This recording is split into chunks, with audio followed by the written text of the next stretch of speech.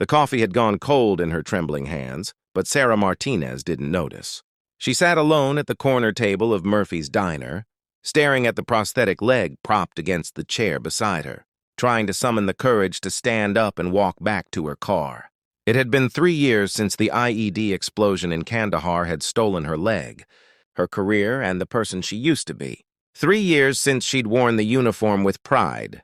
3 years of learning to walk again, to live again, to pretend that the nightmares didn't wake her screaming at 2 a.m. She had driven 200 miles to visit her daughter's grave on what would have been her 8th birthday, and the weight of that pilgrimage sat heavy on her shoulders. Some days getting out of bed felt like climbing Everest. Today felt like climbing it backwards in the dark, alone. The rumble of motorcycle engines shattered the quiet afternoon, growing louder until it seemed to shake the windows of the small-town diner. Sarah's muscles tensed instinctively, her body remembering threats before her mind could process them. Through the window, she watched as a dozen motorcycles pulled into the parking lot, their riders dressed in leather and denim, faces hidden behind sunglasses and bandanas, the iron skulls according to the patches on their backs. They moved with the swagger of men who owned whatever space they occupied. Sarah gathered her things, eager to leave before the situation escalated. She fitted her prosthetic carefully, stood on unsteady legs, and made her way toward the door. Her gait was awkward. Still a work in progress, even after thousands of hours of physical therapy. Each step required concentration, balance, determination. Well, what do we have here? The voice came from directly in front of her. The largest of the bikers, a man with a gray beard and arms like tree trunks, blocked the doorway. His eyes traveled down to her prosthetic leg and back up to her face. Looks like someone forgot how to walk straight. His companions laughed, forming a semicircle that trapped her between their bulk and the diner's interior. Sarah's heart hammered against her ribs, but she kept her face neutral. She'd faced worse than bullies. She'd faced actual enemies with actual weapons. But somehow here in this small American town, surrounded by people who should have been neighbors, fellow citizens, she felt more vulnerable than she ever had in a war zone. "Excuse me," she said quietly, trying to move around them. "Excuse me," one of them mimicked in a high-pitched voice. "Did you hear that, boys? It talks." "Maybe she's drunk," another offered. "Walking all wobbly like that." The bearded leader leaned in close enough that Sarah could smell cigarettes and beer on his breath. "This is a respectable establishment, sweetheart. Maybe you should sleep it off in your car before you embarrass yourself." Sarah's jaw clenched. She'd led a supply convoy through hostile territory. She'd earned a Purple Heart and a Bronze Star. She'd held her best friend's hand as she died on a dusty road 6,000 miles from home. And now she stood here being mocked by men who had probably never sacrificed a single thing for anyone but themselves. "I'm not drunk," she said, her voice steady despite the fury building in her chest. "I'm a veteran. I was injured in Afghanistan, and you're in my way." The bearded man's eyes narrowed.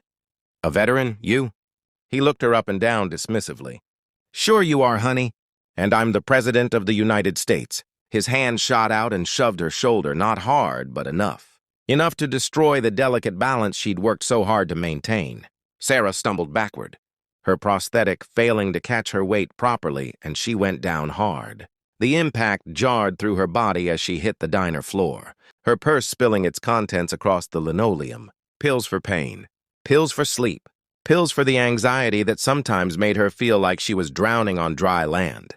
And there, sliding to a stop near the bearded man's boot, her military ID card. The diner had gone silent. The waitress stood frozen behind the counter, her hand covering her mouth. An elderly couple in a booth stared with wide eyes, and the bikers looked down at her like she was garbage that needed to be swept aside. "Pathetic," the bearded man muttered, stepping over her outstretched leg toward the counter. Sarah's vision blurred with tears she refused to let fall. She'd survived so much. She'd rebuilt herself from broken pieces. And in 30 seconds, these men had made her feel smaller than she'd felt in years. As she struggled to gather her belongings with shaking hands, her fingers closed around her phone. Without thinking, driven by some instinct she didn't fully understand, she opened her messages and scrolled to a number she hadn't called in months. Her old unit commander, Marcus Chen, now stationed at the naval base 40 miles north. She typed quickly. Murphy's Diner, Route 17, need help. Then she added, almost as an afterthought, please. She didn't expect an answer. Marcus was busy, important, probably in meetings or training exercises. But her phone buzzed almost immediately. 20 minutes. Hang tight, Sarah, you're not alone.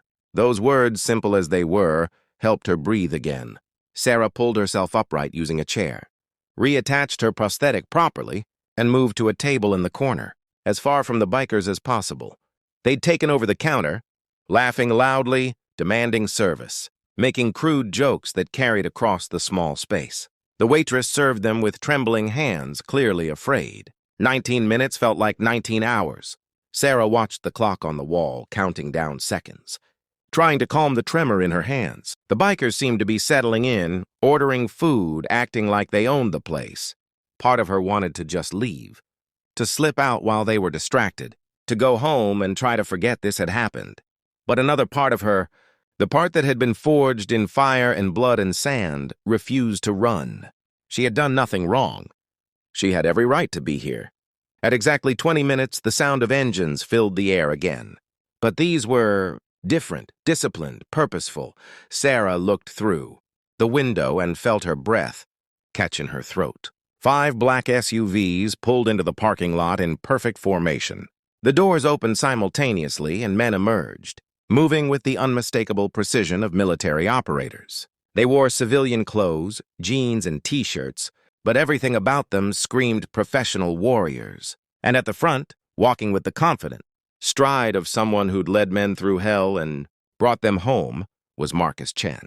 But Marcus wasn't alone. Sarah recognized some of the faces from her old unit, men and women she'd served with, bled with, and others she didn't know but could identify by type. Navy SEALs, based on the tattoos and the way they carried themselves, like coiled springs ready to explode into action. The door to the diner opened and Marcus walked in first. His eyes found Sarah immediately, scanning her for injuries, taking in the tear tracks on her face, the defensive way she held herself. Then his gaze shifted to the bikers at the counter and his expression went cold. Sarah, he said quietly, crossing to her table. You okay? She nodded, not trusting her voice. Marcus squeezed her shoulder gently, then turned to face the bikers. The rest of his team had filed in behind him, forming a line between Sarah and the Iron Skulls. The temperature in the room seemed to drop 20 degrees. The bearded biker looked up from his burger, annoyed at first, then wary as he took in the new arrivals. Can we help you, gentlemen? Actually, yes, Marcus said, his voice pleasant but with an edge that could cut steel. I understand you had an interaction with my friend here. The woman you shoved to the ground, the veteran you mocked. The bearded man's face reddened. Look, we were just having a little fun. No harm done. No harm done, Marcus repeated slowly as if tasting the words. He pulled out his phone and held it up. See, here's the interesting thing. This diner has security cameras, and my colleague here, he gestured to one of the SEALs, a man with arms covered in tribal tattoos. He's very good with technology. Would you like to see the footage? The part where you called a decorated combat veteran a liar? The part where you physically assaulted her? The biker shifted uncomfortably. She fell. I barely touched her. One of the other SEALs, a woman with short-cropped hair and eyes like chips of ice, stepped forward. I'm curious. Did you serve? Any of you? Silence. That's what I thought, she continued. See that woman you pushed around? Staff Sergeant Sarah Martinez. 2 tours in Afghanistan. Bronze Star for Valor. Purple Heart. She ran supplies through some of the most dangerous territory in the world. She saved lives.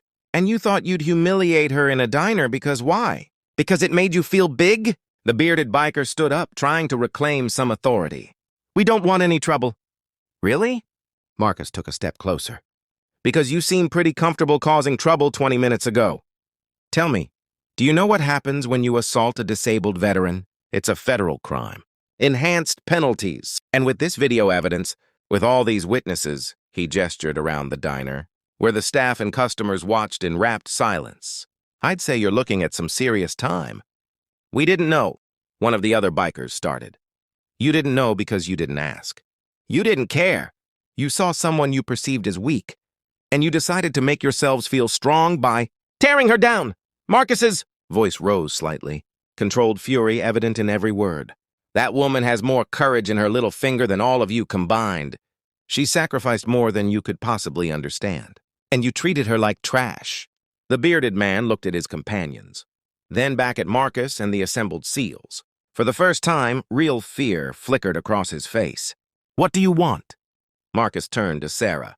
What do you want, Staff Sergeant? Sarah stood slowly, walking forward on her prosthetic leg, each step deliberate and strong. She looked at the man who had pushed her, who had mocked her sacrifice, who had made her feel less than human, and she thought about who she was, who she'd been, who she'd become. I want an apology, she said quietly. A real one. Not because you're scared of consequences, but because you understand what you did was wrong. The bearded man stared at her for a long moment. Then slowly he lowered his head. I'm sorry. I was out of line. Way out of line. You deserved respect and I gave you the opposite. I'm truly sorry. His companions echoed the apology, some more sincerely than others, but the words were spoken. Sarah nodded once. Thank you. Now I want you to leave, and I want you to remember this day. Remember that the person you mock might be a hero, that the person you dismiss might have sacrificed everything for your freedom to be cruel. Remember and be better. The Iron Skulls filed out without another word, their motorcycles roaring to life and disappearing down the highway. The diner remained silent for a moment, and then the elderly couple in the booth began to clap. The waitress joined in, tears streaming down her face. Soon the whole diner was applauding, and Sarah felt something break open in her chest, something that had been locked tight since the day she lost her leg. Marcus pulled her into a hug, and she let herself cry against his shoulder while her old unit surrounded them. A wall of protection and love and understanding. These were her people. This was her family. And they had come when she called, because that's what family does. You didn't have to come, she whispered. Yes, we did, Marcus said simply. You stood up for us 100 times. Did you think we wouldn't stand up for you?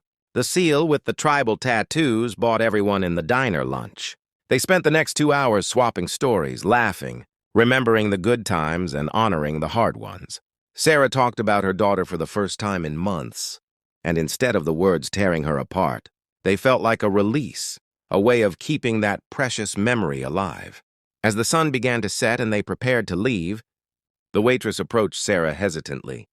Ma'am, I just wanted to say thank you for your service. And I'm sorry I didn't stand up for you earlier. I was scared, but that's no excuse. Sarah squeezed her hand. You did nothing wrong.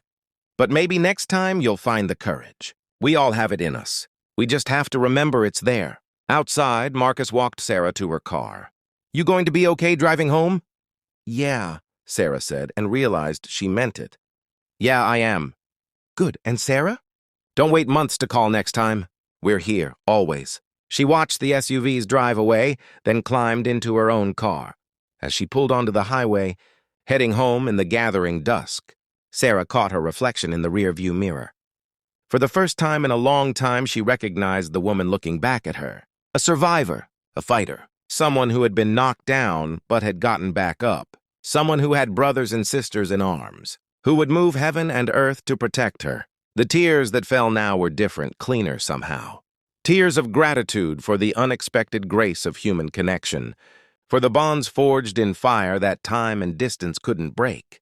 She thought about the bikers and hoped they would remember this day, would let it change them. But mostly she thought about Marcus and the SEALs who had dropped everything to answer her call.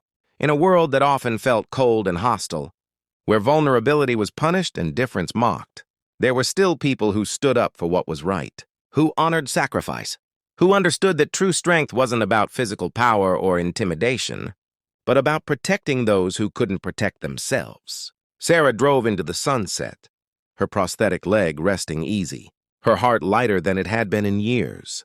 Tomorrow would bring new challenges, new struggles, new moments of doubt. But tonight, she had been reminded of something essential. She was not alone. She had never been alone. And that knowledge, more than anything else, gave her the courage to face whatever came next. The road stretched out ahead full of possibility, and for the first time since she'd lost her leg, Sarah felt ready to travel it.